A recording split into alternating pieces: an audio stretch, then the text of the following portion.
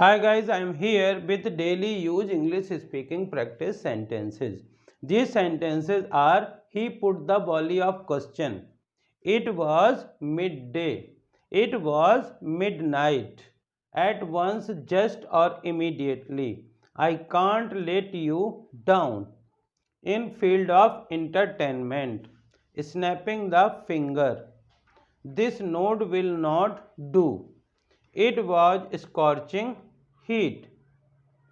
Last but not least. Dear friends, these are some phrases or you can say short sentences which we use in our conversation. तो यदि आप भी इसी प्रकार के sentences के थ्रू इंग्लिश सीखना चाहते हैं तो प्लीज़ सब्सक्राइब कीजिए पंकज इंस्टीट्यूट ऑफ इंग्लिश तथा इसे ज़्यादा से ज़्यादा लाइक और शेयर करिए। Let's start our first question. जब कोई बहुत सारे प्रश्न एक साथ पूछता है तो इनको हम बोलते हैं वॉली ऑफ क्वेश्चंस। और यदि हम ये कहना चाहता है कि चाहते हैं जैसे मैं वहाँ पहुँचा उन्होंने मुझे प्रश्नों की झड़ी लगा दी, यानी बहुत सारे प्रश्न पूछे तो इसको बोलेंगे ही put the volley of questions, उसने प्रश्नों की झड़ी लगा दी। जब अलग अलग समय बताने के लिए, दिन के जो अलग अलग समय होता है अलग अलग बताने के लिए हम डिफरेंट वर्ड यूज करते हैं। तो यदि हम कहना चाहते हैं कि दोपहर का समय था तो इसको इंग्लिश में बोलते हैं it was mid day. It was mid day यानी दोपहर का समय था। उसी प्रकार यदि आधी रात का समय है, आधी रात है तो हम उसको बोलेंगे आधी रात का समय था। It was mid night. It was mid night. कई बार हम शब्द यूज करते हैं तुरंत। तुरंत वहाँ चले जाओ, तुरंत इसे ले लो, तुरंत उसे बता दो। तो वहाँ तुरंत के लिए हम यहाँ पे 3 शब्दों का यूज कर सकते हैं। Eight once. एट वंस मतलब तुरंत। जस्ट। जस्ट मतलब तुरंत। इमीडिएटली। इमीडिएटली भी मतलब भी तुरंत। जैसे go there at once, just do it, या कॉल देम इमीडिएटली, उनको तुरंत बुलाओ। तो एट वंस, जस्ट, इमीडिएटली तुरंत के लिए हम यूज करते हैं। I can't let you down. यदि let down, to let down का मतलब होता है किसी को निराश करना।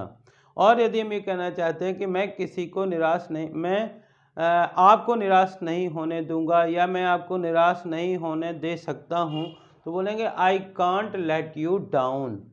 आई कांट लेट यू डाउन, मैं आपको निराश नहीं होने दे सकता हूँ।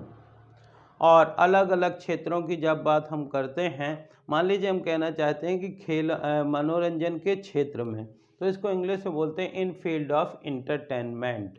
इन field of entertainment we have many things like television, computer, internet, like we can say। तो इन फील्ड ऑफ इंटरटेनमेंट मतलब होता है कि मनोरंजन के क्षेत्र में। स्नैपिंग द फिंगर्स, कभी कभार हम चुटकी बजाते हैं तो चुटकी बजाने को इंग्लिश में बोला जाता है snapping the fingers.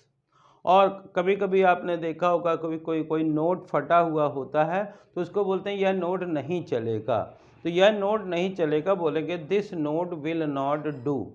This note will not do.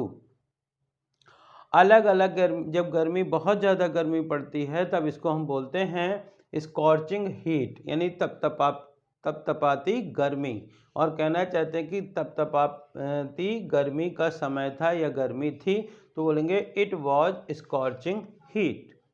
जब कभी हम कई व्यक्तियों को कॉल करते हैं, अंत में जो चीज़ होती है उसको बताते हुए कहते हैं लास्ट बट नॉट लीस्ट। इसका मतलब होता है अंतिम किंतु पहले से कम नहीं। तो dear friends, this sentence will help you to learn English. इसी प्रकार के सेंटेंसेस को आप यदि बार बार पढ़ते, बार बार सुनते या बार बार लिखते हैं तो आप भी इस प्रकार के सेंटेंसेस का यूज अपने कन्वर्सेशन में कर सकते हैं। आई होप कि आपको ये सेंटेंस पसंद आए होंगे। यदि पसंद आए हों तो इन्हें ज़्यादा से ज़्यादा लाइक करिए, शेयर करिए। और यदि आप चैनल के लिए नए हैं तो प्लीज़ इसे सब्सक्राइब करिए, बेल आइकॉन को प्रेस करिए ताकि इस प्रकार के वीडियो जब भी अपलोड हों तो उनका नोटिफिकेशन आप तक पहुँच सके। Thank you for watching.